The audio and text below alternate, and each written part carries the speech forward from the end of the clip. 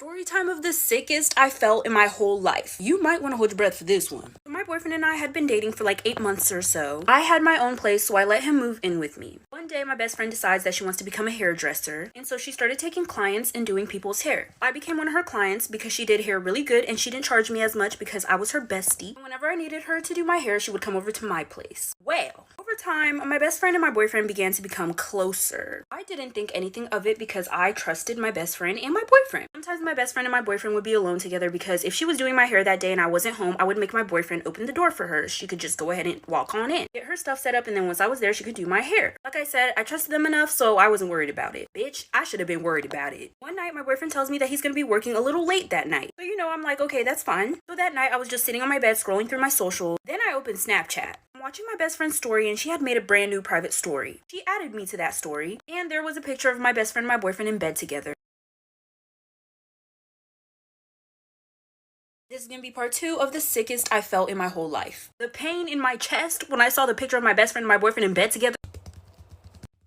I started heaving. I was wheezing, like So I was thinking to myself whether I should slide up and say anything, or if I should pull up to her house and whoop her ass. They had to have been at her house because that man had no place to go. That's why he was living with me. This man is over here homie hopping. Meanwhile, he don't even got a home. Although I was very upset, I was surprisingly calm. I decided that I'm not gonna pull up and beat both of their asses. I decided that I was just gonna take his stuff and throw it out the door. And as I'm walking to his room, I hear what sounds like a window is opening. And it sounds like it's coming from my boyfriend's room. So I keep walking to his room to check out whatever this sound is. I walk in there. And there my best friend and my boyfriend are sleeping on the bed that I bought him in my house. Bitch, like for part 3. This is gonna be part 3 of the sickest I felt in my entire life. Like I said, I walked in the room and saw my best friend and my boyfriend sleeping. I'm like, okay, we taking naps. We taking naps, bitch, in my fucking house. Let's take a fucking nap, then I'm gonna put both of y'all to sleep. So my boyfriend actually looked like he was sleeping, but I could tell that my best friend was faking it because she had just posted that snap only 10 minutes ago. It was clearly intended for me to see. So I walk up to the bed. I go over to where my boyfriend is sleeping, and when I tell you, I smacked the shit out that nail, whacked that nail like I was trained for it. Meanwhile, my best friend's over there like, oh my god. I'm like, bitch, I'm about to get to you. But right now, we focus in on him. But I'm gonna get to you, I promise. So I lift the covers off of them, and I see that they're both naked. So that's really when I started pouncing on him, scratching him, biting him, all that good stuff. Meanwhile, my best friend's over there trying to put her clothes on so she could go. Girl, you ain't going nowhere. Because after I was done pouncing on him, I charged towards her. Like for part 4. This is gonna be part 4 of the sickest that I felt in my whole life. So I had just gotten done beating up my boyfriend after catching him with my best friend. As I was beating up my boyfriend, my best friend was getting herself together so she could go. Like, where are you going home, girl? Our business isn't finished here, bestie. So I charge towards her and she's ready because she knows I don't play that. And she puts up her fists. I run up to her, she tries to swing, dodged it. I grab her hair and I drag her to the door. Maybe not the bedroom door. The front door. Dragged her all the way out and kicked her out the door. I locked the door, then I went back to my boyfriend's room, cussed him out a little more, and started packing his stuff up for him. I tell him that he has 1 day to get all of his stuff and leave, or else I'm burning it. I cut my friend off completely because she did some weird ass shit. I don't know why she would do anything like that, and I wasn't about to ask questions because I didn't give a fuck. My boyfriend was over there trying to beg me to stay, trying to say he was sorry, and I just was not having it. So I cut them both off. Girl, the hairstyles in Diddley wasn't that good. It was not that good to keep them around. Fuck them. This is going to be a story time of how me and my friends waged war on the nastiest girls at my high school. After watching all of the parts, you get to decide who won this war. And just a heads up, this will probably be the nastiest story time that I've ever posted. Let's get right into it. So at my high school, there was these group of girls that would keep themselves dirty so they could get attention from the boys. They would never take showers. They would always come to school stankin'. It was so bad to the point where if you were in class with them, the teachers would have to open up all the windows and leave the door wide open so the smell could drift out. Like, it was that bad. You really could have passed out. The school went as far as holding an assembly about how important hygiene is, just because of these girls. Now, these girls stayed together as a clique, and they were on the track team, and me and my friends were also on the track team. Our coach encouraged us to take showers after practice, but she couldn't force us. But she made it clear that she wanted us to take showers. Those girls wouldn't take full-on showers. They just get in the water for like 5 seconds and then get out. So one day, me and my friends decided that all those girls were in the shower, we were going to pour soap and shampoo all over them, like for part 2. This is going to be part 2 of how me and my friends waged war on the nastiest girls at our high school. As you could imagine, track practice sucked because of how bad they smelled. And mind you, they barely contributed to the track team. They were those girls that always pretended like they had an injury so they didn't have to practice. It was embarrassing, like, why are you here? And so after practice, while they were taking their 10-second showers, me and my friends took bottles of soap and shampoo and poured it all over them. This made them like cuss us out. They were extremely angry, but they didn't do anything. So some time passes by and one of my friends had told me that her boyfriend had gave her an STD. So she's thinking, he didn't have this STD before and all of a sudden he has one. So where did he get it from? Then all of a sudden, next thing you know, one of those stankin' wankin' girls that we poured soap and shampoo all over starts posting on her story and she says, and I quote, "You say I'm dirty, but your boyfriend doesn't think any less of me, so what does that make you?" Eventually, my friend's boyfriend admitted to her that he had cheated on her with one of those girls. And it wasn't just the two of them. It was all those girls, my friend's boyfriend, and some of his friends. It was like a fivesome. This is going to be part 3 of how me and my friends waged war on the nastiest girls at our high school. So like I said, those girls that never took showers had gotten a train ran on them by one of my friend's boyfriend and some of his friends. This pissed my friend off so bad, she was acting out of character. And I say out of character, I'm talking about this girl was saying, "Oh, I'm gonna poison her. I'm gonna run this bitch over." At the time, it seemed excessive, but just wait until you hear the whole story and you'll understand why it would have been justified. So my friend had asked her ex-boyfriend why he did what he did. He said that they didn't smell bad at the time and it was just spur of the moment. But he knew that his own girlfriend did not like those girls. My friend would talk shit about those girls to him. And it's the fact that he still had the audacity to put his dingling in my friend after he had ran a train on those girls. Like, that's disrespectful. And so to get back at these girls, my friend decided that she was going to stay in the locker room for track practice after all the girls left the locker room. And she took a piss on all of those girls' clothes. This led to one of the girls getting a rash that got really bad to the point where she had to be hospitalized. Trust me, you're gonna want to like for part 4.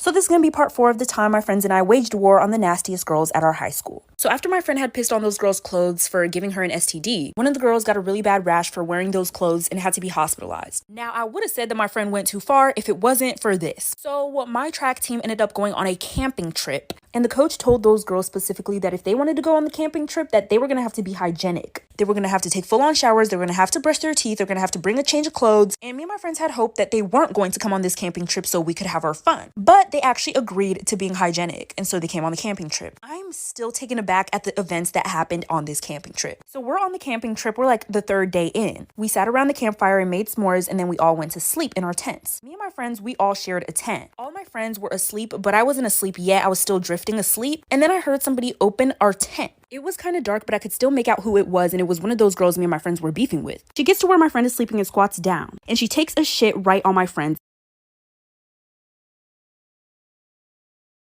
This is going to be part 5 of the time my friends and I waged war on the nastiest girls at our high school. Like I said, we're on a camping trip and my friends and I are all sleeping in a tent. One of those girls we're beefing with comes into the tent, squats down on one of my friend's faces and takes a shit right on her face. Mind you, she thought that I was sleeping. So once I screamed at her, like, "What the fuck are you doing?" She gets up and runs out of the tent. This girl is butt ass naked, okay? My friend eventually wakes up and she's smacking her lips like, "What is that taste?" And I'm telling her, like, do not swallow. Whatever you do not swallow. And I'm like, "Girl, it's just some chocolate from the s'mores we made earlier." I was trying to get her not to freak out because she was going to mollywop Miss Butt Naked Nasty. She eventually figures out what it is and she's like, "Is this some type of sick joke?" And so I'm telling her, "No, bitch, who the fuck do you think I am?" So I run out the tent and then I see one of those girls like fast walking towards the woods and she's looking behind her and then she sees me. So I start running after her and she starts dashing through the woods. I'm cussing her out like, "Bitch, you're fucking nasty. Fuck is wrong with you?" Eventually our coaches hear the noise and they wake up like for part 6.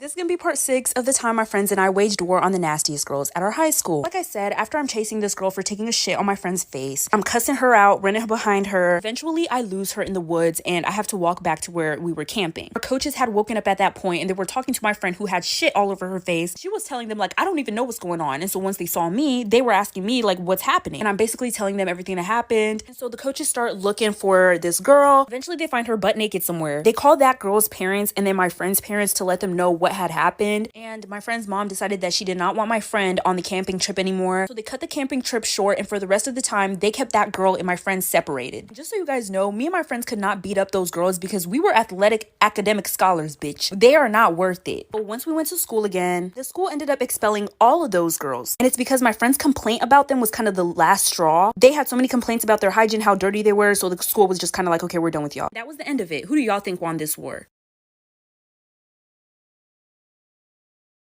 This is going to be a quick story time of how my parents found my OnlyFans. So I had just recently broken up with my boyfriend, and my friends were trying to find ways to make me feel better. They were trying to tell me to go on Tinder and all these other dating apps to find a new man. I didn't want to find a new man more than I wanted to make him jealous. And so my friends were telling me a good way to get back at him is to post myself with another man. But I had a better idea. I was going to make an OnlyFans, and I was going to tell his friends about it and let them subscribe for free. And it did work. He sent me a big paragraph going off on me about it. I thought it was really funny, but anyways, so I had left one night with my friends. You know, they were just trying to take me out to make me feel a little bit better, just to try to make me feel better and get the recent breakup off my head. And I was living at home at the time. I had just turned 18. My parents were really strict and they didn't even know that I had a boyfriend. So while I'm out with my friends, I get a text message from my mom telling me to get home now. I'm asking her what's going on, and she's telling me that I just need to get home because we need to talk. And so once I get home, I open the front door. I walk into the living room and my ass was spread open right on the TV screen.